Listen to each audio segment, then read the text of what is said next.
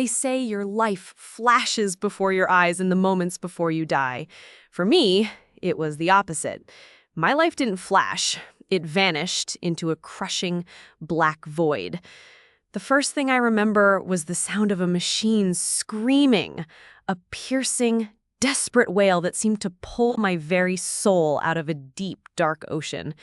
Then came the fire in my chest, a searing, electric agony as the paddles jolted me and my body convulsed back into the world of the living.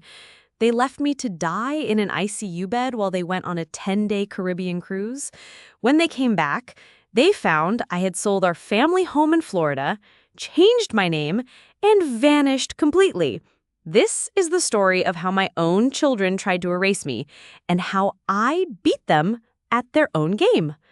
Before we get into the heart of it, I'd love to know where you're all listening from today. It's a quiet afternoon here in the mountains, but I know my story is reaching people all over the world. Drop your city or country in the comments and let me know what time it is where you are. It helps me feel a little less alone in telling this, and I love seeing how far these stories can travel. Now, where was I? Oh yes, the ICU at Naples General. The cheap fluorescent lights above hummed a dreary, constant tune, flickering in and out of focus. Every breath felt like I was inhaling shards of glass. I tried to swallow, but my mouth was as dry as desert sand, a side effect of whatever drugs they were pumping into me. A young man in blue scrubs leaned over me, his face a mixture of professional calm and genuine concern. His name tag, clipped to his pocket, read Michael. His eyes were kind, but they held a shadow of pity that made my stomach clench with a nameless dread. "You're safe now, Mrs. Peterson," he said, his voice soft, trying to soothe an animal he knew was wounded. "You had a major heart attack. A widowmaker, they call it. You're a real fighter." A fighter. The word felt hollow, like a battle I didn't remember fighting. My mind, foggy and slow like a boat in a thick morning mist, searched for an anchor, for the only thing that mattered. My children. My whole world. "Jessica," I rasped, my voice a broken, scratchy thing I didn't recognize as my own. "Mark, are they here?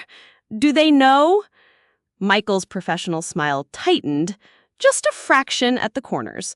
It was a tiny, almost imperceptible shift, but in that sterile, quiet room, it was as loud as a gunshot.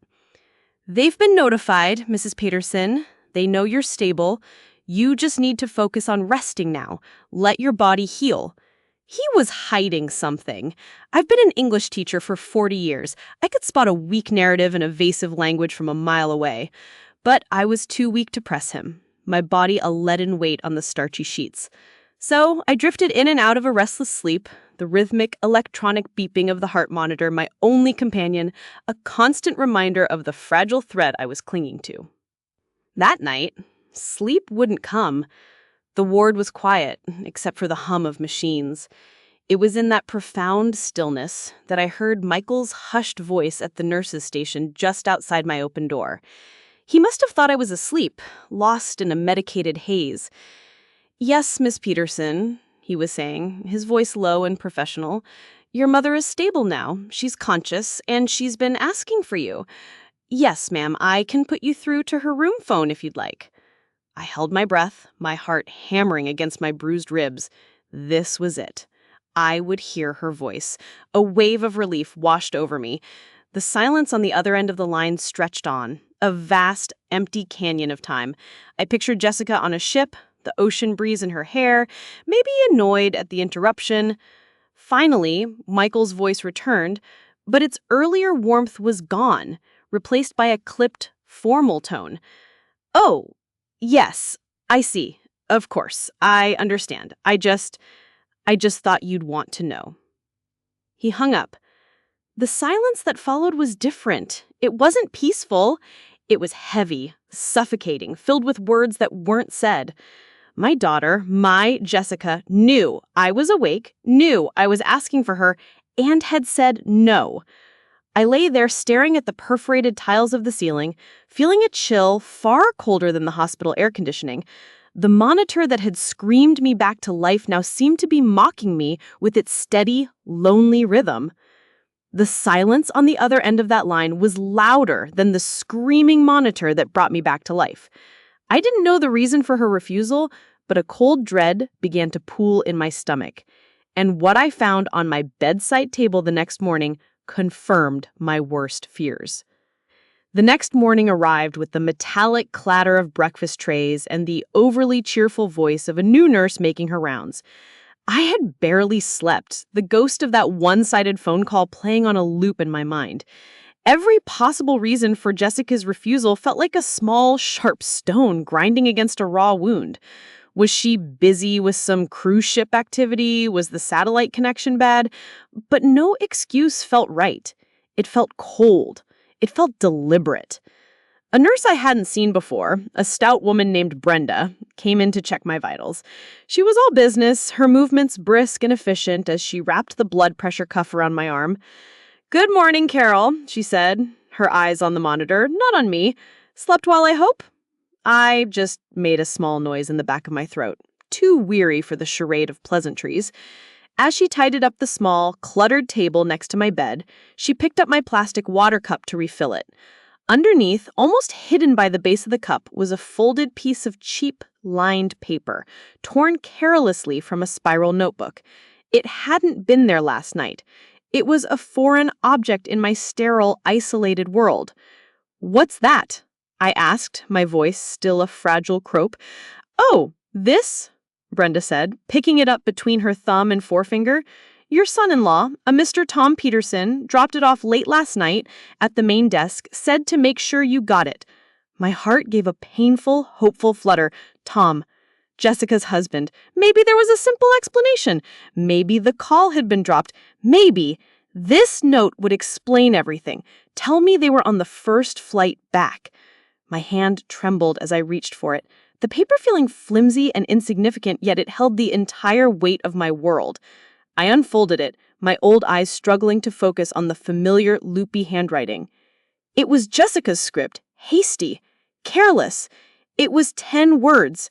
10 words that would detonate the foundations of my entire life. "Gone for a 10-day cruise.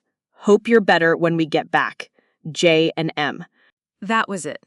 I read it once, then twice, then a third time, the words blurring as hot, angry tears finally filled my eyes. Gone. For a 10-day cruise. Not, "I love you, Mom." Not, "We're so sorry, we'll call every day." No phone number for the ship, no emergency contact. It was the kind of note you'd leave for the pet sitter, not for your mother who had just stared death in the face and, by some miracle, stared back. The air left my lungs in a painful, shuddering gasp. The steady, reassuring beep of the monitor beside me seemed to grow louder, each pulse a drumbeat of my own foolishness, my own blind love. My mind flashed back through the years, a chaotic slideshow of sacrifice. I saw myself working a second job as a waitress after my husband Frank died, the smell of grease clinging to me as I came home late to help Jessica with her chemistry homework. I saw myself cashing in my own retirement savings 5 years ago, signing the papers with a hopeful smile to help Tom when his construction business almost went under. I remembered every holiday I'd hosted, every school play I attended, every weekend I dropped my own plans to babysit so they could have a much-needed break. And for what? For this. For a 10-word note on a scrap of paper while I lay tethered to machines, my heart a fragile, damaged muscle in my chest that now ached with a pain far worse than any physical ailment. A profound numbness, thicker and more potent than any morphine drip, washed over me, a merciful shield against the agony. This wasn't a misunderstanding. This wasn't a lapse of judgment. This was a choice. They knew I was in the ICU, clinging to life by a thread, and they had packed their swimsuits, boarded a massive, floating palace of leisure, and sailed away to sunshine and bottomless cocktails. The sounds of the ICU, the humming machines, the distant pages, the soft-soled shoes of the nurses, it all faded into a roaring silence. It was the silence of absolute betrayal, a silence so profound it felt like it could swallow me whole. In that moment, I knew two things with the clarity of a lightning strike. First, I was utterly and completely alone. And second, if I survived this, nothing, absolutely nothing would ever be the same again. I lay there, staring at the ceiling, the beeping of the machines fading into a dull hum. The betrayal was so absolute it felt like a second heart attack. But I had no idea that the note was only the beginning of their plan. The next 9 days were a special kind of hell. They passed in a monotonous blur of bland hospital food, painful physical therapy sessions where I learned to walk without getting dizzy, and the relentless, crushing weight of being alone. The nurses were kind, offering sympathetic smiles and extra pillows. A hospital candy striper, a sweet high school girl named Chloe, would come and read poetry to me sometimes. But there were no calls from the cruise ship, no flowers arranged by a long-distance florist, no emails forwarded by the hospital staff, just that 10-word note that I kept folded in the drawer of my bedside table, a constant painful reminder of my new solitary reality. I would take it out and read it, again and again, trying to understand the kind of person who could write those words to their own mother. On the 10th day, a young doctor with a cheerful disposition and exhaustion in his eyes told me I was being discharged. "Your heart is healing well, Carol," he said, flipping through my chart, "but you need to take it easy, and I mean it. Absolutely no stress." I almost laughed out loud. Stress was my new baseline. "I'll do my best, doctor," I said, the words feeling like a lie. A hospital volunteer, a sweet, grandmotherly woman named Dorothy, with powdered cheeks and a kind smile, was the one who wheeled me down to the main exit. She chattered about her grandchildren and her garden club, a welcome distraction. She helped me into a medical transport van, the kind used for non-emergency appointments. She was my ride home. Not my daughter who should have been there with a hug and a blanket, not my son who should have been there to carry my bag, a kind stranger. The ride back to my house in Naples was quiet, except for the driver fiddling with the talk radio station. I just stared out the window at the familiar, sun-drenched streets, the palm trees swaying in the gentle Gulf breeze.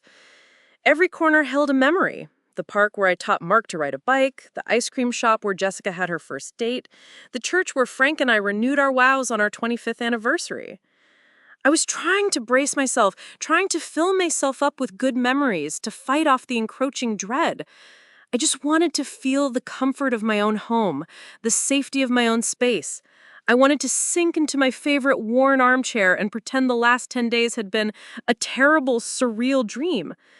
But when the van pulled up to the curb in front of my little blue house, the one Frank and I had poured our hearts and savings into for 30 years, my stomach clenched into a tight, cold knot. Something was wrong.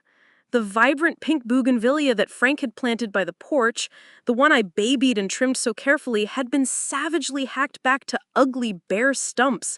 The two white wicker chairs that always sat in my front porch, where Frank and I used to drink our morning coffee, were gone. "Here you are, dear," the driver said, helping me out with my small bag of medications and hospital paperwork. I thanked him, my mind racing, trying to find a logical explanation. Maybe the gardener had gotten overzealous. Maybe the chairs were being repainted. I walked up the familiar path and reached for the spare key we always kept hidden under the heavy ceramic frog next to the steps. My fingers fumbled inside the frog's cool, hollow belly. It was empty. A raw, primal panic began to bubble up in my chest. I pressed the doorbell, hearing the familiar two-note chime echo inside the strangely silent house. I waited. Nothing. I pressed it again, longer this time, then started knocking, my fist making a weak, thudding sound against the solid wood of the front door. After what felt like an eternity, the lock clicked and the door swung open. It wasn't Jessica or Mark. It was my son-in-law, Tom, holding a half-empty Starbucks cup. He looked startled, then immediately guilty, like a teenager caught throwing a massive party while his parents were away. Carol," he stammered, his eyes darting over my shoulder to the van, anywhere but at my face. You're home. We didn't expect you back so soon." So soon? I had nearly died. I had been in the hospital for 10 days. I pushed past him without a word, my legs feeling heavier with each step as if they were wading through mud. The smell hit me first. Not the familiar scent of my home, of lemon polish and old books, but the sharp, chemical-laden smell of fresh paint. Then I saw it. The living room didn't look like mine anymore. My comfortable floral sofa and Frank's worn leather armchair were gone, replaced by a sleek, modern gray sectional I would never have chosen. My bookshelf, crammed with a lifetime of beloved novels, was completely empty, the books nowhere in sight. And the walls, my warm, buttery yellow walls that I had chosen with such care, were half painted a dreadful cold shade of institutional gray. The wedding photos of me and Frank, the pictures of my children as they grew from gap-toothed kids to sullen teenagers, which had once lined the mantelpiece, were gone. In the corner, I saw them, shoved carelessly into a dusty cardboard box. My heart pounded in my chest, a painful, frantic rhythm that scared me. This wasn't my home anymore. It felt like a crime scene, and I was the victim. And then, on the gleaming, newly installed granite kitchen counter, I saw a glossy flyer that made my blood run cold. I walked on unsteady legs toward the kitchen, my hand trailing along the cold, half-painted wall as if for support. It felt foreign, wrong. Tom was babbling behind me, a waterfall of nervous excuses. Just trying to freshen the place up, get it ready. Jessica thought a more neutral palette would have broader appeal. His words were just a meaningless buzz, the frantic noise of a man caught in a lie. My focus was entirely on that single sheet of glossy paper lying next to the sink, a stark splash of color in my sterilized, graying home. I picked it up. My hands were trembling so badly, the paper rattled between my fingers. It was a real estate flyer, professionally printed and slick to the touch. The photo on the front was of my house, my home, except it had been digitally altered. The lawn a brighter green, the sky a more perfect blue. The headline was written in a cheerful, bold font that felt like a personal insult. Charming Southern Florida home, ideal for young families, priced to sell. Priced to sell.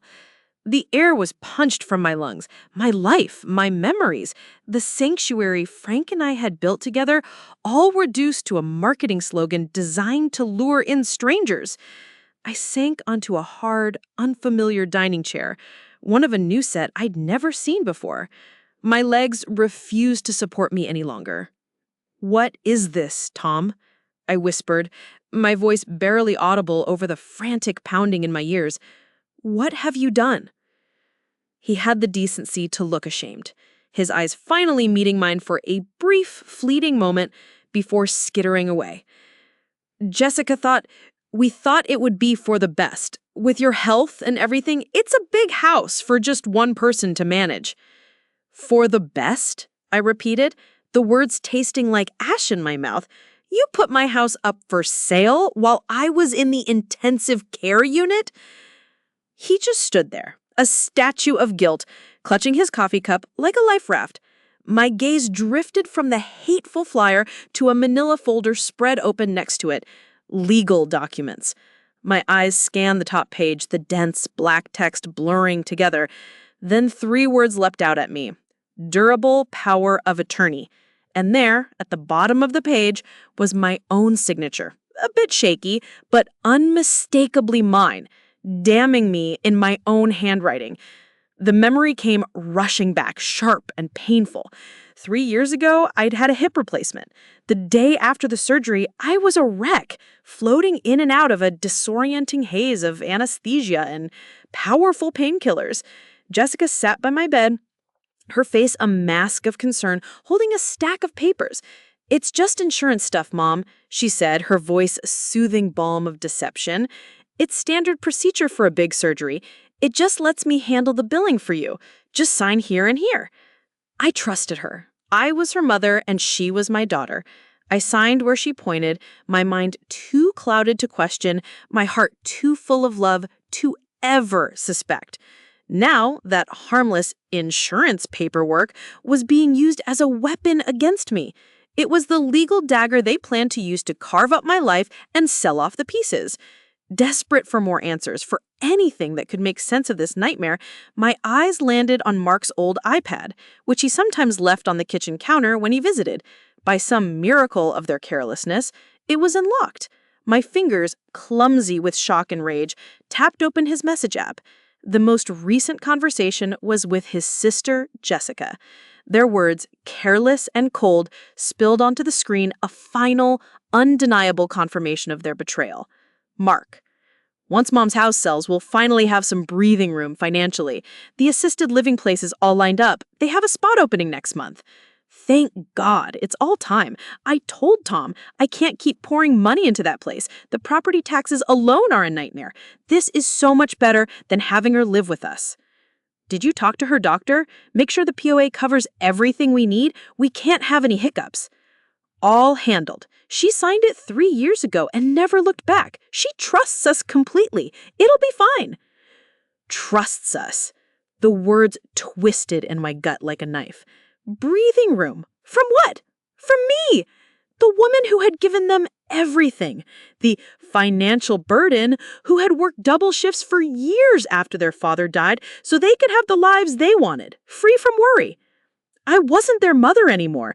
I was an obstacle, an asset to be liquidated, a problem to be managed and filed away. This wasn't a mistake. This wasn't a panic-driven decision made under stress. This was a calculated, cold-blooded plan to get rid of me. I know what I did next was extreme, but I want you to put yourself in my shoes for a moment.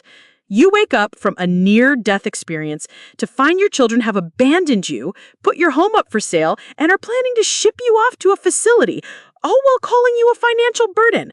What would you have done? Let me know in the comments. I truly want to know if anyone has ever felt this cornered. They thought they had me trapped. They thought I was weak and defeated. But they forgot one crucial thing. They forgot who they were dealing with. They saw a frail 68-year-old woman with a recently broken heart, both literally and figuratively. They saw a liability, a line item on their budget. They forgot the woman who had stared down bank managers and condescending bill collectors in the months after her husband died, refusing to let them take this very house. They forgot the woman who had learned to fix a leaky faucet from a library book and patch a roof after a hurricane because there was no one else to do it. They forgot the fighter. And that night, sitting alone in my half-painted, alien-feeling kitchen under the harsh glare of a single bare bulb they had yet to replace, that fighter woke from a long slumber. The initial shock and the gut-wrenching pain of their betrayal began to recede, not disappearing, but crystallizing into something else. It became a cold, clear rage. It was a clarifying fire that burned away the fog of grief and confusion. I wasn't going to scream at Tom, who was still hovering uselessly in the doorway. I wasn't going to call Jessica and Mark and beg for an explanation. I was going to dismantle their plan, piece by piece, with the same cold calculation they had used against me. I stayed up all night, fueled by pots of black coffee and a righteous fury I hadn't felt in decades. I sent Tom away with a quiet, dismissive wave of my hand. I told him to leave his key on the counter. His retreat was quick and cowardly. Alone, I went through that manila folder with the precision of a surgeon. I read every word of the power of attorney they had tricked me into signing. The legal jargon was dense, designed to confuse and intimidate. But I was a retired English teacher. Words were my territory. I read it once for comprehension, a second time for nuance, and a third time for loopholes. As dawn broke, casting long, intrusive shadows across my unfamiliar living room, a name from the past surfaced in my memory, a life raft in my sea of troubles. David Chen. He had been in my honors English class over 20 years ago, a brilliant, shy boy who had come to this country with his family with next to nothing. I remembered his passion for justice, how he would argue eloquently about the themes in To Kill a Mockingbird. I remembered a parent-teacher conference where his father, with limited English, had told me through David's translation that my class was the first place his son ever felt like he truly belonged in America. I had pushed David to apply for scholarships he thought were out of his reach. I had written him a glowing letter of recommendation for law school. A quick search on Mark's abandoned iPad confirmed my hopes. David Chen, Esquire. He had his own small firm, right here in Naples, specializing in family law and estate planning. My hand was surprisingly steady as I dialed the number I found online. A young woman answered, the firm's paralegal. I asked for David, giving my name, expecting to be put on hold or told to make an appointment. But a moment later, his voice, deeper now but still holding the same thoughtful cadence I remembered, came on the line. Mrs. Peterson? Carol Peterson? Is that really you? It is, David, I said, my own voice shaking slightly, the emotion I'd been suppressing finally breaking through. I'm so sorry to call you out of the blue like this, but I'm in terrible trouble. Don't be sorry, he said warmly, and in his voice there was no hesitation, no doubt, only immediate concern. You taught me how to believe in my own voice. You wrote the letter that got me the scholarship for law school. Whatever you need, I'm here. What's wrong? I told him everything. The heart attack, the cruise, the 10-word note, the for sale sign, the power of attorney. My voice cracked as I described reading my own children's cold-hearted text messages. He listened patiently, a quiet, reassuring presence on the other end of the line. He didn't interrupt. He didn't sound shocked or disbelieving. When I finally finished, my ugly, painful story hanging in the air between us like a shroud, he was silent for a moment. Then he said, with a calm, steel-edged certainty that felt like a lifeline, "They went too far, Mrs. Peterson. They got greedy and they got careless. From what you're describing, I don't just think we can stop this. I know we can." I started to cry then. But for the first time in 2 weeks, they weren't tears of pain or betrayal. They were tears of relief, tears of hope. For the first time since my heart had stopped beating in my chest, I felt the solid ground beneath my seat again. Hope, something I thought I'd lost forever, began to bloom in my chest. David told me to meet him at his office immediately and bring every single piece of paper I could find. What he discovered in that deceptive fine print was the weapon I needed to start my fight back. David's office was on the second floor of a modest, sun-bleached building tucked away from the glitzy, high-powered law firms that lined the beachfront boulevards of Naples. It was small and comfortably cluttered with law books and stacks of files, smelling faintly of coffee and old paper. It felt real. It felt like a place where work got done. He greeted me not with a handshake, but with a warm, respectful hug that spoke volumes. "I'm so sorry this is happening to you," he said, calling me by my first name for the first time. It felt like a shift from former teacher to a client, an equal. I spread the documents out on his polished mahogany conference table, the garish real estate flyer, the copies from the manila folder, and the centerpiece of their betrayal, the power of attorney. He put on a pair of sleek, modern glasses and began to read, his brow furrowed in deep concentration. The calm, friendly demeanor he'd shown me earlier was replaced by a sharp, focused intensity. He was no longer just my former student. He was a lawyer, and this was his battlefield. He read the power of attorney document not once, but 3 times, his finger tracing the dense lines of text. Finally, he leaned back in his chair and looked up at me, a slow, grim smile spreading across his face. "Here it is," he said, tapping a specific paragraph with the end of his pen. He turned the document around and explained it to me in simple terms, stripping away the confusing legalese. The document I had signed 3 years ago was a standard healthcare and financial power of attorney. It gave them the authority to pay my bills from my account, manage my bank statements, and make critical medical decisions if I was unconscious or otherwise incapacitated. It's the kind of thing many aging parents give their children out of love and trust. But he continued, his voice hardening with a protective anger that warmed my heart. This specific version, the template they probably downloaded from some generic legal website, explicitly excludes the power to sell, mortgage, gift, or otherwise transfer any real property. They would have needed a much more comprehensive and specific document for that, one that any competent lawyer would have advised you to scrutinize carefully for weeks before signing. They either didn't know the difference, or more likely, they hoped you wouldn't find out until the house was sold and the money was in their account.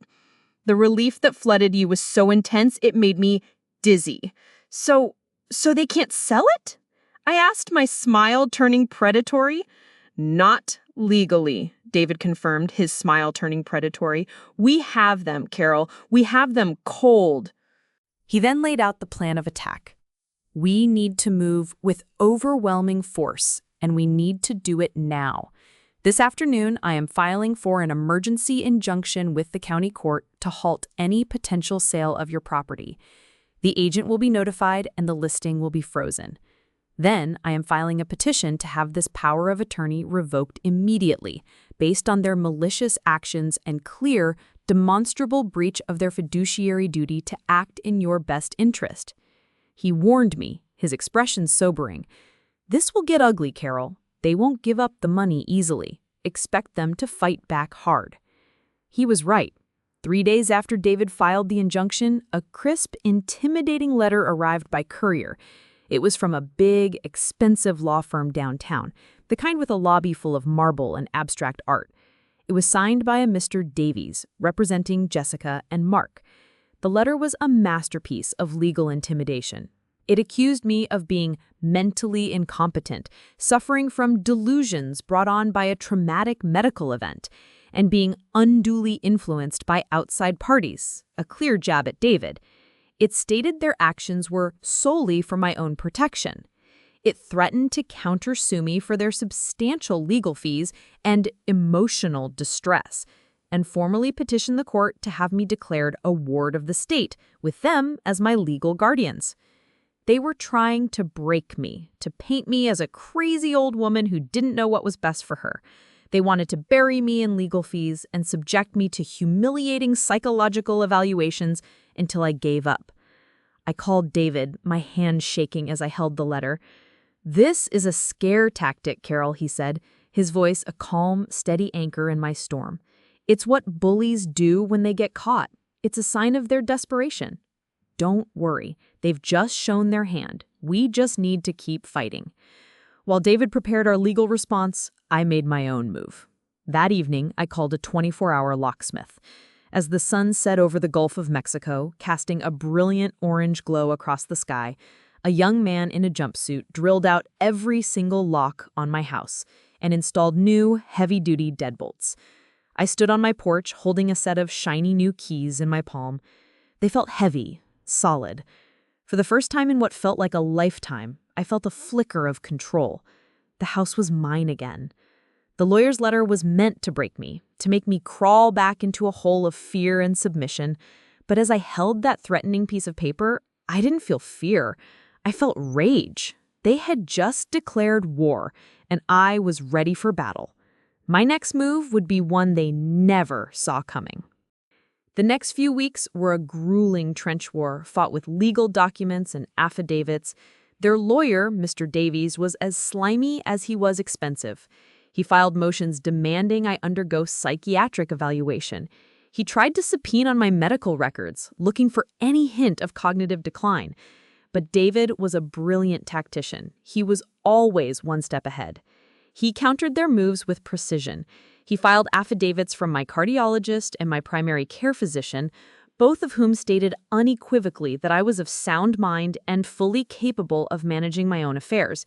He even got a sworn statement from Dorothy, the sweet hospital volunteer who had driven me home, in which she described my lucid, determined, and utterly competent state upon discharge. The attempted fraudulent sale of my house was the smoking gun we returned to again and again, the undeniable proof of their malicious intent. Their case, built on a foundation of lies and greed, began to crumble under the weight of the truth. Finally, the day of the hearing arrived. I sat beside David at a long table in a sterile courtroom, my hands clasped tightly in my lap. Jessica and Mark sat at the opposing table with Mr. Davies, refusing to look at me. Jessica stared straight ahead, her face a mask of defiant victimhood. Mark just stared at the table, the picture of shame. When the judge, a no-nonsense woman with sharp eyes and an even sharper tongue, reviewed the evidence, it didn't take her long. She looked at the power of attorney, at the real estate listing, and at the timeline of events. She listened to Mr. Davies' weak arguments about their loving concern for my well-being. Then she looked at them, her gaze like ice.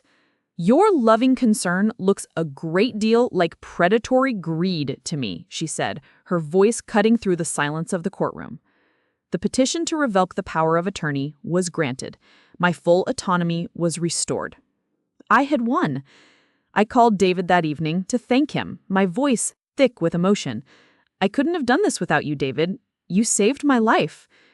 "You're the one who fought, Carol," he said, his voice filled with pride. "I just opened the door for you. You were the one brave enough to walk through it." But as I sat in my now secure house, the sounds of victory ringing hollow in the half-empty rooms, I knew the battle was won, but the war was not over. The legal threat was gone, but the emotional one remained. They were still my children. They knew my weaknesses. They would wait, maybe for years, until I was older, more frail, and they would find another way to push me out, another angle to attack. Staying here in Naples meant a life sentence of looking over my shoulder, of waiting for the other shoe to drop. I couldn't live like that. I had fought tooth and nail to get my life back, and now I realized with a painful clarity that my old life could no longer exist here. No, I would leave first. This time, I would be the one to disappear.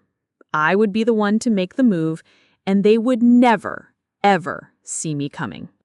The very next day, I called a different real estate agent, a sharp, no-nonsense woman David had recommended. I told her my terms, my voice firm and clear. I want to sell. Fast. Cash buyer only, no contingencies, sold as is. Price it to move yesterday. The market was hot. Within a week, we had a fantastic offer from a young couple from Chicago, eager to escape the cold winters. They didn't want to haggle. They just wanted the house. 11 days later, we closed. I sat on a folding chair in my empty living room, the echoes of my old life bouncing off the freshly painted gray walls, and ate a peanut butter sandwich on a paper plate. I whispered to the empty rooms, a final farewell. This is the last time. The following morning, I walked into my bank for the last time. I closed every account that my children had ever been associated with. I liquidated my investment portfolio. I took every last cent that was legally and rightfully mine, and had the bank manager issue a single, substantial cashier's check. Then I walked across the street to a different bank, a national chain where I was a complete stranger. I opened a new set of accounts under a new name, Nora Mayhew, my grandmother's fierce first name and my mother's resilient maiden name. It felt strange and illicit, signing those papers, like an actress stepping into a new role. But as I wrote the name Nora, I felt a surprising strength. Carol Peterson, the trusting mother, the victim, the financial burden, ceased to exist in that moment. In her place sat Nora Mayhew, a woman with no ties, no history, and a significant amount of cash. I packed only what truly mattered into the trunk of my 10-year-old Honda Civic, a small box of photos of Frank, his old gold-plated wristwatch, and a bundle of drawings my children had made when they were small, back when their love was simple and pure and felt like the only truth in the world. The rest, the furniture, the dishes, the entire life I had so carefully built, was just stuff, scraps of a life that had already been stolen from me long before I finally drove away. Before leaving my empty house for good, I left 2 identical notes on the clean kitchen counter where the for sale flyer used to be. And the 10 words I wrote would haunt my children forever. The note was simple. It was not born of rage, but of a cold, clear finality. There were no accusations, no pleas for understanding, no lingering anger. Just a quiet, final judgment. On each sheet of crisp, white paper I had bought specifically for this purpose, I wrote the same 10 words in my neatest teacher's handwriting. Thank you for showing me who you truly are. I left them side by side on the gleaming granite counter next to the realtor's business card with the bright red "Sold" sticker slapped across it. Let them find it when they inevitably came snooping around. Let them wonder what it meant.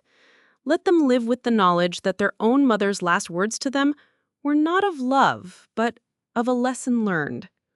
At sunrise, the sky a beautiful, bruised purple over the Gulf of Mexico, I slipped my few belongings into the trunk of my dusty Civic. The car was old, reliable, and blessedly anonymous. No one ever pays attention to an old silver sedan with peeling paint on the bumper. And that was exactly the point. I was aiming for invisible. I got in the driver's seat, took one last look at the little blue house that was now just a property, a transaction, and I drove away without once looking in the rearview mirror. I drove north on I-75. No GPS, no map, no destination. I just followed the highway as it unspooled before me like a long, gray ribbon into the morning mist. For the first time since I'd woken up in that hospital bed, I felt a sense of profound, terrifying freedom. I wasn't running from my children anymore. I was running toward myself, toward Nora.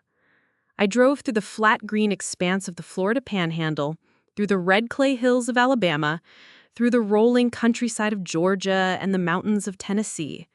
I became a ghost on the American interstate system. I ate at cheap roadside diners where the waitresses called me hun, and I paid for everything in cash, leaving no paper trail. I slept in nondescript motels off the highway, the kind with faded art and thin blankets, always checking in late and leaving early. I was just another anonymous gray-haired woman on the road, one of millions. And in that anonymity, I found a strange kind of safety. After 4 days of constant driving, of watching the country change through my windshield, I found myself winding through the misty green slopes of the Blue Ridge Mountains in North Carolina. The air grew cooler, cleaner, smelling of pine and damp earth. The frantic, sun-bleached energy of Florida felt like a million miles away, like a life I had only read about. On a whim, I took a random exit off the highway following a small, hand-painted sign for a town I'd never heard of. The sign at the edge of town was charming and weathered. It read, "Welcome to Havenwood, a place to find your peace." I took it as a sign from the universe. The town was small, nestled in a valley with a tidy main street lined with brick buildings, a cozy-looking diner, and a beautiful old stone library. It had a quiet, settled feel, a place that time seemed to have gently overlooked. I saw a for rent sign in the window of a small cottage, tucked away on a quiet street behind a hardware store. It was perfect, private, unassuming, and surrounded by a small, wild garden. The landlord was a wiry older man named Jim, who looked me up and down not with suspicion, but with a simple, straightforward curiosity. He asked only 2 questions. His Appalachian accent was thick and pleasant. "You a smoker?" "No," I said. "Cash or check for the deposit and first month?" "Cash," I replied. That was enough. He didn't ask for references or a credit check. He just handed me the key. The cottage was tiny, just a living room, a small kitchen, a bedroom, and a bath. But it was clean, filled with afternoon light, and it was mine.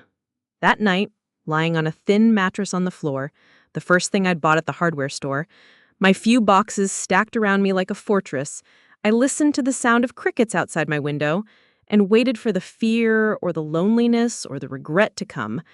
It never did. Instead, I felt a wave of relief so powerful it was like taking my first full breath after nearly drowning. I began to build my new identity, my cover story, piece by piece.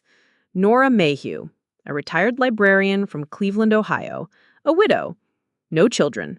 I had come to the mountains seeking peace and quiet after a lifetime in the city.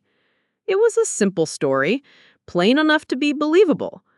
In a town of 6,000 people, most folks are too busy with their own lives to question a newcomer as long as you're quiet and pay your bills on time. They respect the silence. They respect the desire to be left alone.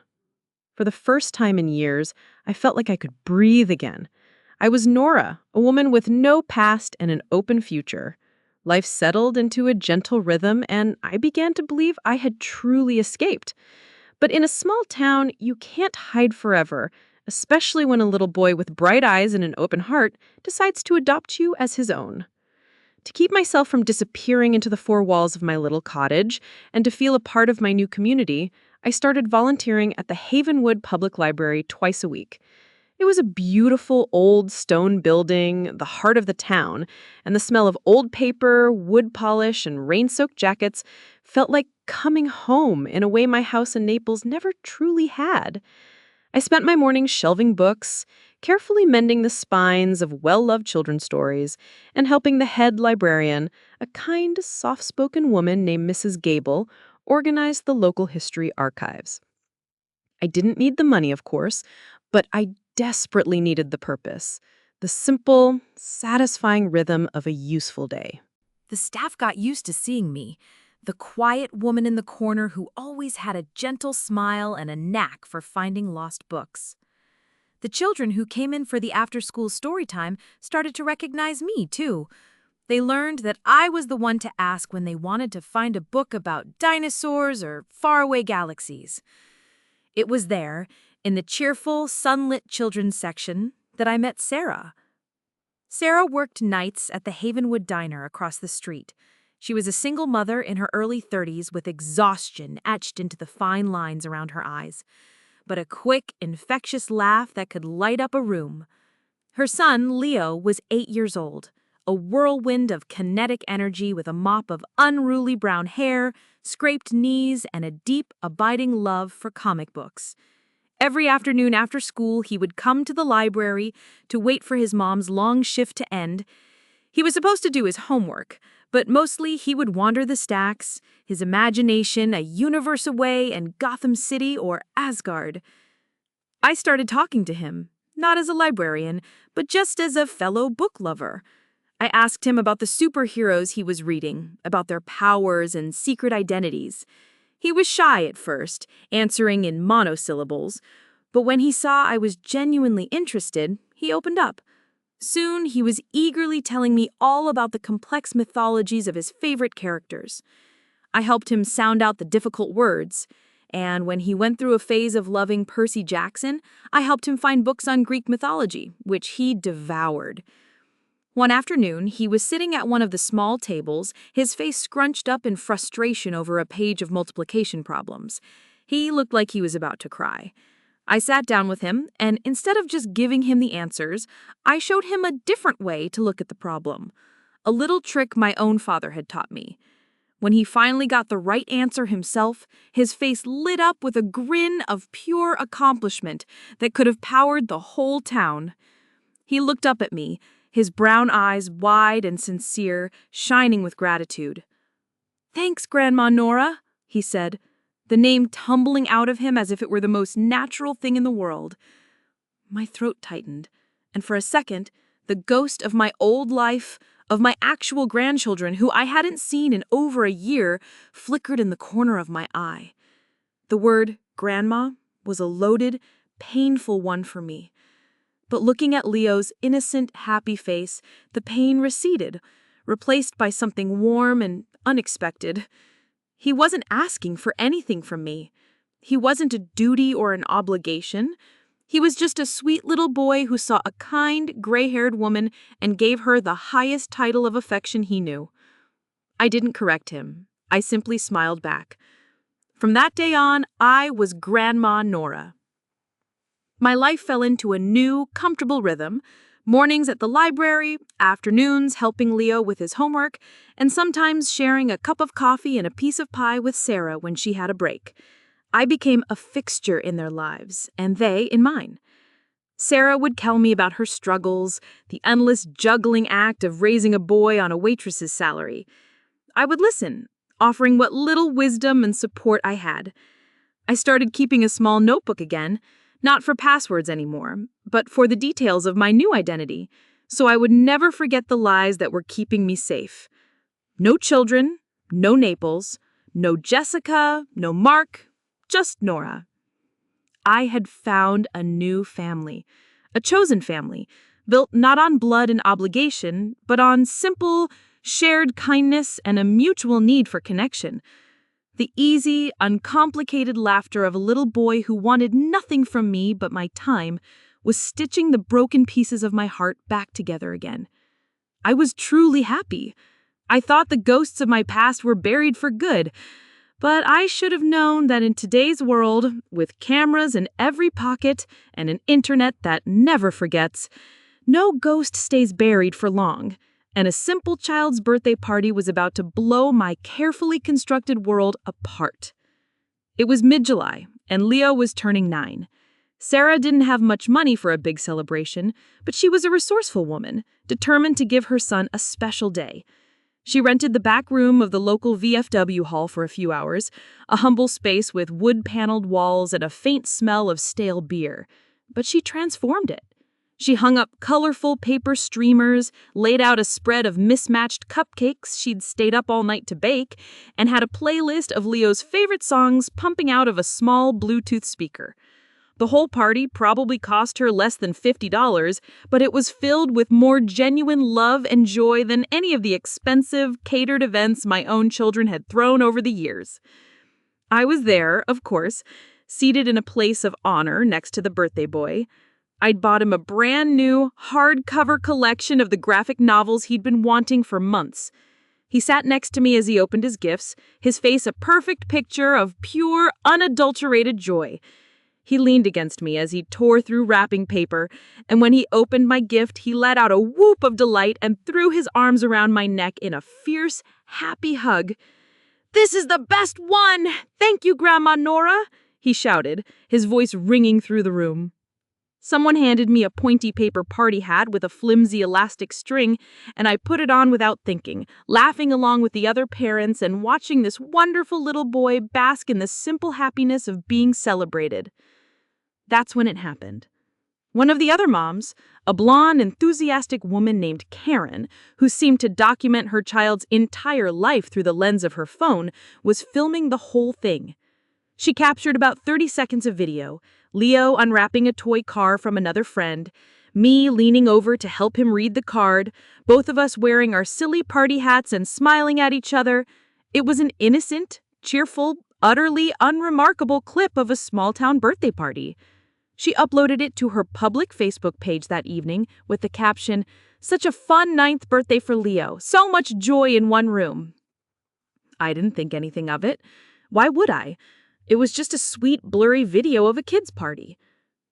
3 days later, I was at the library enjoying the afternoon quiet when Sarah burst in, her face ashen, her phone clutched in her hand like it was a live grenade. "Nora," she whispered, her voice trembling as she pulled me into a quiet corner between the shelves. "You need to see this." She showed me the phone. The little video from the party, through some bizarre alchemy of the internet, had gone viral. It had been picked up by a popular parenting blog for its heartwarming content. From there, someone had cross-posted it to TikTok. And then the internet, with its insatiable hunger for drama and mystery, did what it does best. Someone, a self-proclaimed online sleuth with too much time on their hands, must have recognized my face. They used facial recognition software, cross-referencing the video with old news articles from the Naples real estate section about the quick, mysterious sale of my house. They found my old name. They pieced together the sordid story. The video Sarah showed me was a TikTok duet. On one side was the smiling, innocent footage from Leo's party. On the other side was a woman with a serious expression, pointing to bold text bubbles that appeared on the screen, narrating my life. This woman is being called Grandma Nora in this viral video, but her real name is Carol Peterson from Naples, Florida. She vanished a year ago after her own children tried to sell her house while she was fighting for her life in the ICU. The caption on the video read, "Found her. The grandma ghost of Florida is alive and living in Havenwood, NC, under a new name. She's building a new family." My stomach dropped like a stone into a deep, cold well. The quiet, peaceful life I had so carefully, so painstakingly constructed cracked wide open. By that evening, the video had over 1 million views. The comment section was a raging war zone. "She's a legend. Good for her. An absolute queen. This is so cruel. She abandoned her own family. You don't just walk away." "No, they abandoned her first. Did you even read the story? They left her to die." My face was everywhere again. My story, twisted and sensationalized, was being debated on online forums, dissected on podcasts, and reenacted in dramatic TikTok duets. I was no longer Nora Mayhew, quiet volunteer. I was the grandma ghost, a viral spectacle. I sat at my small kitchen table, my notebook open, rewriting my cover story as if the words themselves could somehow protect me. Widowed, no children. The lies suddenly felt as thin and fragile as tissue paper. If you've ever watched a personal crisis unfold in public and felt that sense of helpless dread, I want you to know you're not alone. And if you've been with me on this journey so far, thank you for your patience and for your kindness. It means the world to me. If you're still here, still listening to my story, please just type the number 1 in the comments so I know you're with me. It helps to know I'm not just talking into the void. My face was everywhere. My quiet sanctuary had been invaded by the entire world. I sat in my small house, shaking, knowing it was only a matter of time. If the world had found me, so had they. And 2 days later, a familiar silver Lexus with Florida plates rolled slowly and deliberately down my quiet, tree-lined street.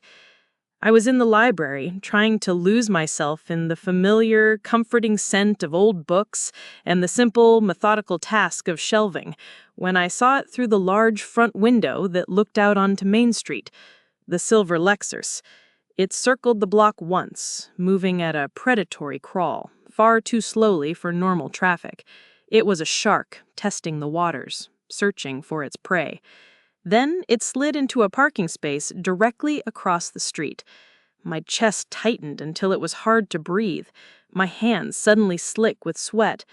I knew who it was before the door even opened. Jessica stepped out. She was wearing expensive-looking jeans and a cream-colored cashmere cardigan, holding a large paper coffee cup as if this were just a casual stop on a pleasant road trip. She looked older than I remembered, thinner. The polished, confident shine she always wore seemed to have been eroded, leaving behind something weary and brittle underneath. She stood on the sidewalk for a long moment, scanning the area, her eyes searching. And then they found me, a frozen silhouette behind the plate glass door of the Havenwood Public Library. For a moment, a primal instinct screamed at me to run, to hide in the dusty, labyrinthine archives in the library's basement. But then, the memory of that 10-word note, of the for sale sign, of their cold, cruel messages about me being a financial burden, flooded back, extinguishing the fear with a tidal wave of righteous anger. The fighter inside me took over.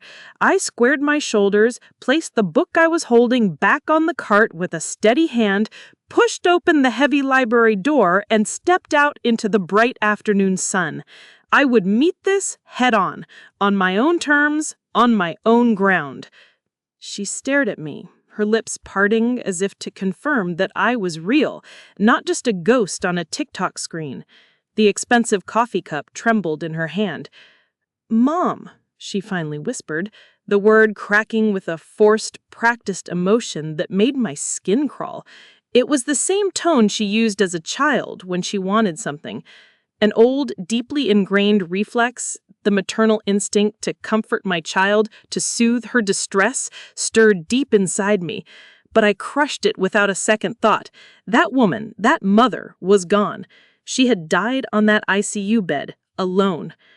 "Please don't walk away," Jessica pleaded, taking a hesitant step toward me, as if I were a frightened deer she was trying to coax out of the woods. I looked her dead in the eye, my voice as cold and steady as the stone steps I was standing on. "I already had my funeral, Jessica.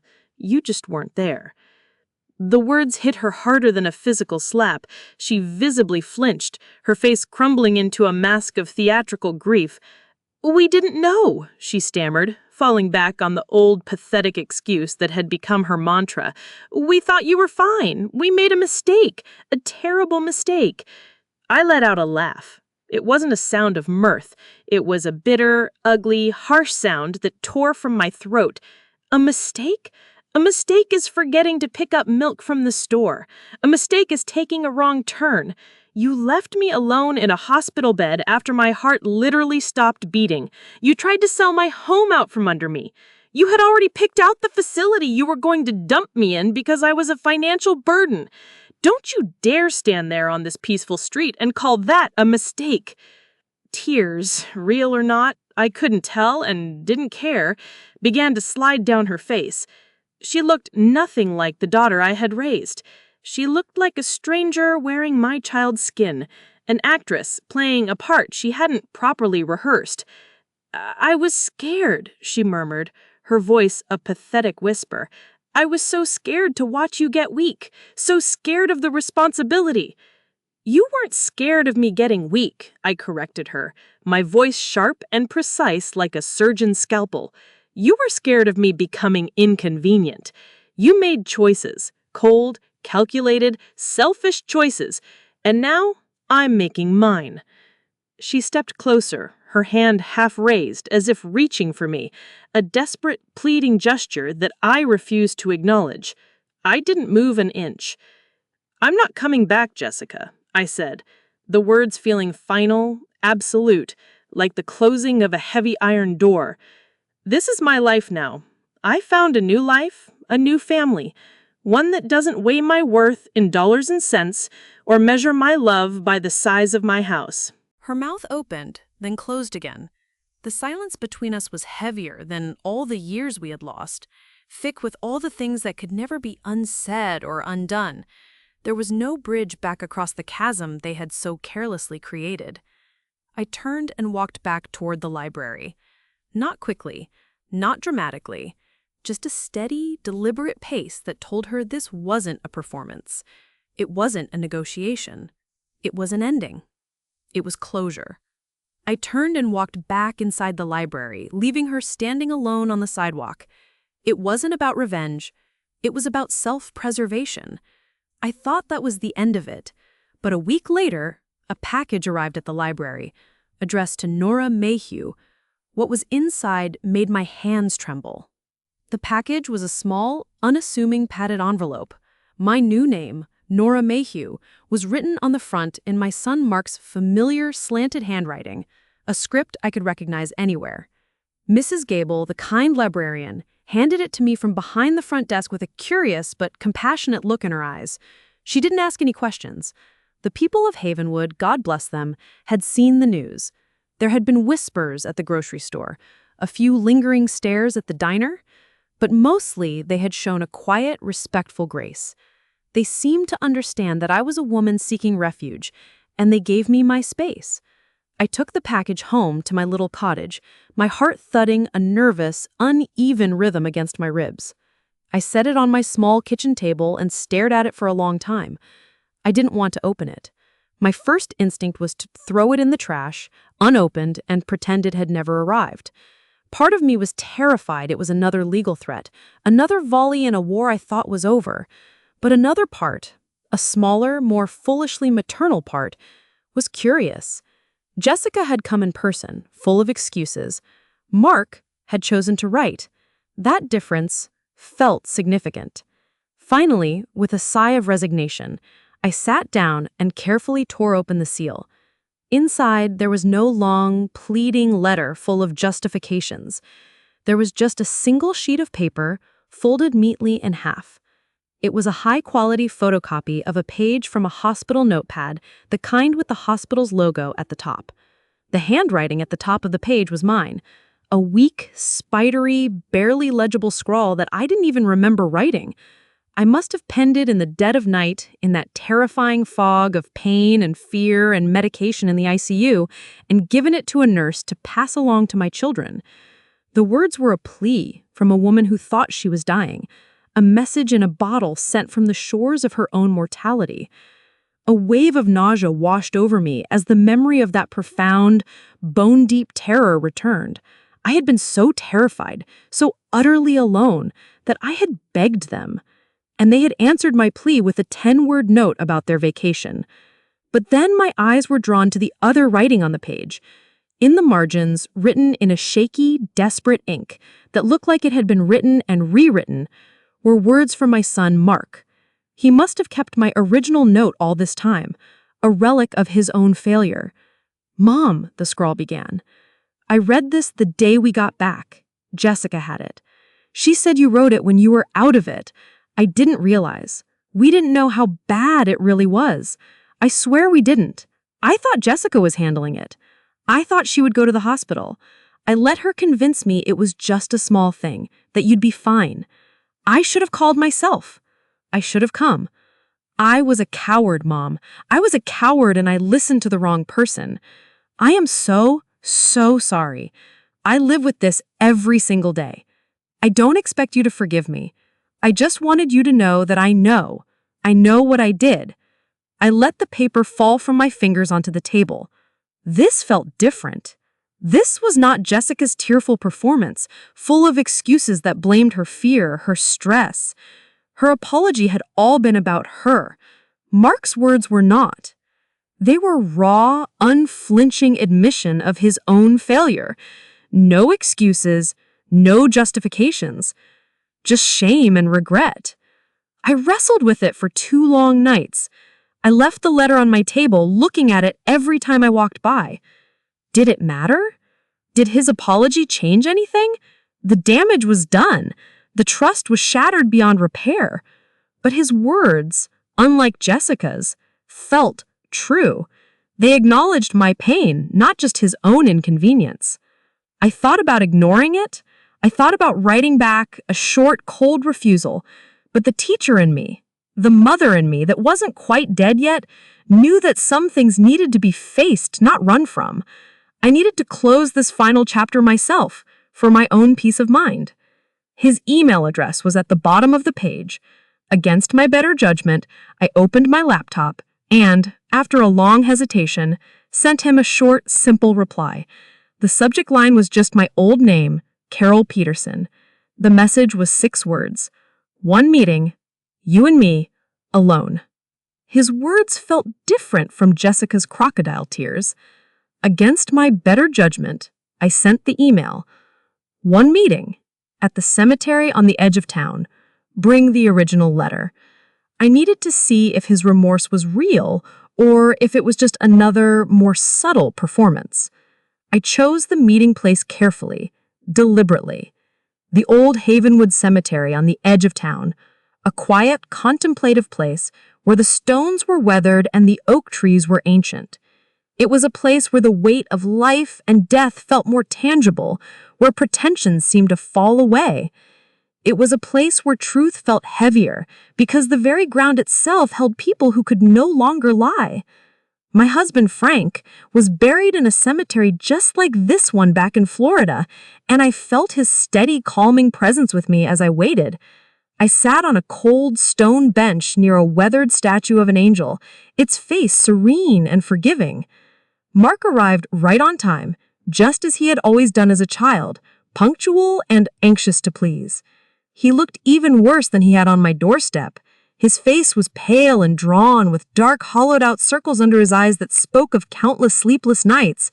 He was clutching a simple tote bag to his chest like a shield. For a fleeting moment, as he hesitated at the cemetery gate, he looked like the little boy he once was, shuffling nervously in the doorway of his first-grade classroom, wide-eyed and scared of the unknown. But when I sat down on the far end of the bench, leaving a careful, respectful distance between us, I saw the man who had let me down in the most profound way imaginable. He didn't say anything at first. He just reached into the tote bag and handed me a simple white envelope. Inside was the original note I had written in the ICU, my desperate, pleading scrawl looking even more fragile and pathetic on the actual crinkled paper. He had kept it, a tangible reminder of his failure. He finally found his voice, and it was raw and hoarse. "I didn't know how to deal with it," he said, his gaze fixed on the worn grass at his feet. "Watching Dad get sick, watching him waste away, it broke me. I thought if I just let Jessica handle everything with you, if we just moved fast and made practical, unsentimental decisions, it would be easier. Less painful." "Easier for whom, Mark?" I asked. My voice not angry, just quiet and firm. "For me," he whispered, and the confession seemed to cost him everything. He finally looked at me, his eyes swimming with unshed tears. "I was selfish and I was weak. I didn't want to see you vulnerable. I didn't want to face the idea of losing you too. So I pretended it wasn't as bad as it was. I told myself it was for the best. It was a monumental, life-destroying failure as a son, and I know that." I turned to him, my own throat tightening with a familiar, ancient grief. "I didn't need you to be strong, Mark. I just needed you to show up. I needed you to hold my hand while I was scared. I needed you to answer the phone. That's all a parent ever really wants from their child, not strength. Just presence." His face crumbled completely then, and the tears he'd been holding back finally fell, fast and silent. "You think I don't hate myself for it every single day? You think I get a single night of peaceful sleep?" "I think you probably sleep better than I did in that hospital bed," I replied, the truth of it sharp and clean, but not cruel. "I spent my nights wondering why the children I raised, the ones I would have died for, couldn't be bothered to sit with me while I fought for my life." The silence pressed down between us, heavier than all the tombstones that surrounded us. The chirping of birds in the old oak trees seemed to mock the profound sadness of the moment. "Can I come back?" he finally choked out, his voice cracking and reverting to that of a lost little boy. Can we try again? I'll do anything. I'll come here every month. I'll call every day." I looked at my son, at the man he had become, and I felt a deep, profound sadness. But it was the sadness of an ending, not the hope of a new beginning. The wound was too deep. The scar was too wide. The trust, once shattered, could never be made whole again. I shook my head, slowly, deliberately. "That part of me, Mark, the part that was your mother, you and your sister already buried her. She died a year ago. Right here in places like this is where she belongs. The woman I am now is Nora, and Nora doesn't have any children." He reached toward me then, a desperate, last-ditch effort for a hug, for some kind of physical connection that might mend the unmendable. I simply stood up and stepped back. It wasn't a harsh movement, just a final one. A period at the end of a very long, very painful sentence. When I walked away from him, down the gravel path and toward the cemetery gates, I didn't look over my shoulder. His quiet, broken sobs echoed through the peaceful air, but they were not mine to carry anymore. They were his. I left him sobbing by his father's grave. Walking away was one of the hardest things I've ever done, but I knew it was necessary. I had finally closed the book on my old life. Now, it was time to truly start living my new one. Walking out of that cemetery, leaving my sobbing son behind, I felt a strange and unfamiliar lightness settle over me. It wasn't the giddy feeling of happiness, not yet. It was something quieter, more profound, and far more stable. It was peace. The final ragged thread connecting me to my old life, to Carol Peterson and her broken heart, had finally been severed. I had faced my ghosts, spoken my truth, and walked away, not as a victim seeking revenge, but as a survivor claiming her own future. The next morning, I sat at my small kitchen table with a fresh sheet of paper from a new notebook. The early sun streamed through the window, illuminating the dust motes, dancing in the air like tiny golden sprites. The air smelled of coffee and the damp pine-scented earth outside. At the top of the page, I wrote 2 simple words. You did it. I let the pen hover for a moment before I continued, making 2 columns on the page. On the left side, under the heading Lost, I listed everything that had been taken from me, or that I had left behind. A house that no longer felt like a home, a name that had become a burden, children who'd treated me like a piece of furniture to be cleared away, a sense of naive trust in the world that I knew I might never fully regain. The list was painful to write, but it was honest. Then I started the second column, under the heading Gained. Quiet mornings with a good book and a hot cup of tea, with no one to please but myself. The comforting, earthy smell of old books at the library. Honest conversations with a friend who saw me for who I was, not what I could provide. The unconditional, uncomplicated, joyous laughter of a child. The cool mountain air that felt clean in my lungs. The freedom to be exactly who I wanted to be, with no expectations and no obligations. The simple, profound right to exist for myself. As I wrote, I realized the list of gains was longer, its items heavier with meaning. When I finished, I folded the paper and slid it into the small shoebox where I kept my new, carefully chosen treasures. It rested alongside Leo's colorful, chaotic drawings, Frank's old silent watch wrist, and the one single photograph I had kept of Jessica and Mark as small children, their arms wrapped tightly around my neck and their faces beaming with a love I once thought was as constant and reliable as the sun. I closed the box, not with anger or bitterness, but with a quiet, final acceptance. That chapter was over. A new one was being written, day by day. That afternoon, Sarah asked if I could help her and Leo with their little garden patch behind their cottage. I agreed immediately, grateful for the distraction and the simple, honest work of plunging my hands into the cool, dark earth. The sun was warm on my shoulders, and the steady, meditative rhythm of weeding and watering was a soothing balm to my soul. Leo, his face and clothes smeared with dirt, his grin stretching from ear to ear, ran up to me, his small hand clutched tightly around something he had found. "Grandma Nora, look what I found!" he shouted, his voice filled with the thrill of discovery. He opened his fist. In his muddy palm was a smooth gray riverstone shaped almost perfectly like a heart. "It's a heart rock for our garden. It's a sign of good luck." I smiled, a genuine, unburdened smile that reached all the way to my eyes and felt completely my own.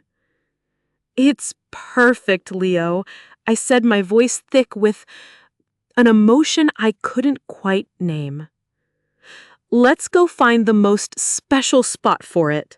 We spent the next hour building a small, careful fortress of pebbles around his precious heart rock, laughing whenever our clumsy fingers made them tumble down, and starting over and over again.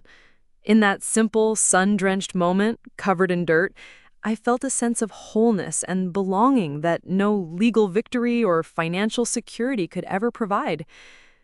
Later that evening, as twilight painted the mountains in soft shades of purple and pink, I sat on Sarah's porch, sipping iced tea and watching Leo chase fireflies in the growing dusk.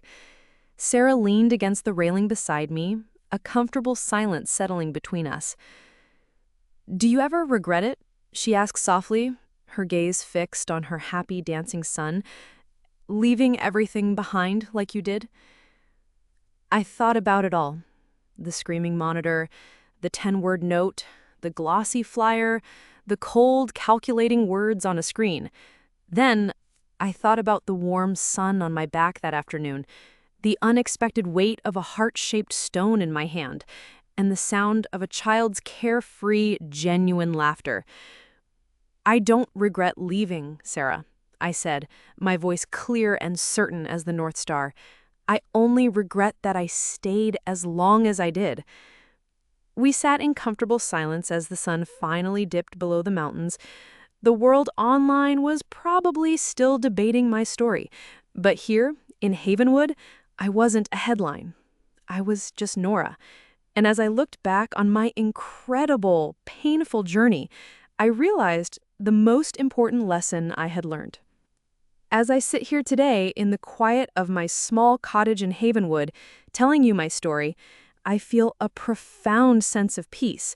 The crickets are beginning their evening song, a gentle symphony outside my window. Through the glass, I can see the warm lights twinkling on in Sarah and Leo's house next door. Soon, Leo will probably run over, shoelaces untied, with a new comic book to show me, or a new urgent question about the stars, his face alight with the pure, uncomplicated excitement of being a child. This is my life now. It's small, it's quiet, and it's undeniably, authentically real. The lesson that I carry with me, the one that was forged in the fire of betrayal and loss, is simple. Yet it's the most important thing I know. Family is not always the blood that runs through your veins. Sometimes the title of family is just a label, a convenient excuse, one that can be used to justify cruelty, neglect, and a breathtaking sense of entitlement. I've learned that true family, the kind that nourishes your soul, are the people who show up. It's as simple and as difficult as that. They are the ones who sit with you in the dark, who see your pain and don't look away because it makes them uncomfortable. It's the hand that steadies you when you stumble, the voice that answers when you call out in the middle of the night scared and alone. For me, family is a former student from 20 years ago who becomes a legal warrior on your behalf, fighting for you out of loyalty and respect. It's a tired single mother who shares her last piece of pie and her deepest struggles with you on a quiet evening. It's a little boy who looks at you, a stranger with a sad past, and decides to name you Grandma, offering you a love so pure and unconditional, it has the power to heal the deepest of wounds. It's the family you choose, the family you build, not the one you were born into, that often saves you in the end. I had to lose the family that was assigned to me by birth to finally find the one where my heart truly belonged. I had to let go of the long-suffering mother I was supposed to be in order to become the strong, independent woman I was always meant to be, Nora. Online, in the vast, anonymous world of the internet, strangers probably still debate my story. Am I a villain who abandoned her children? Am I a hero who fought for her own independence? I don't read the comments or the articles anymore. Their opinions are just noise. They don't matter. Here, in this quiet mountain town, I'm not a headline. I'm not the grandma ghost. I'm not Carol Peterson, the abandoned mother from Florida. I'm not a scandal or a tragedy or a cautionary tale. I am simply Nora. And as for the first time in a very, very long time, that is more than enough. My story is an extreme one, I know, but the feelings behind it, of being taken for granted, of being seen as a burden or an inconvenience, of realizing the very people who are supposed to love you most are the ones causing you the most pain, those feelings are, sadly, universal. I want to ask you, has there ever been a time in your life when you felt you had to choose yourself over a relationship that was hurting you, even a close family one? What did you do to reclaim your own life and your own peace? Please share your thoughts and your own stories of resilience in the comments below. Reading them and knowing that we are not alone in our struggles is the first and most powerful step towards healing for all of us. Thank you for listening to me, for sitting with me through this long and difficult journey. If my story resonated with you, please consider giving it a thumbs up and subscribe to the channel for more true stories of survival, resilience, and new beginnings. Remember, you are all stronger than you know.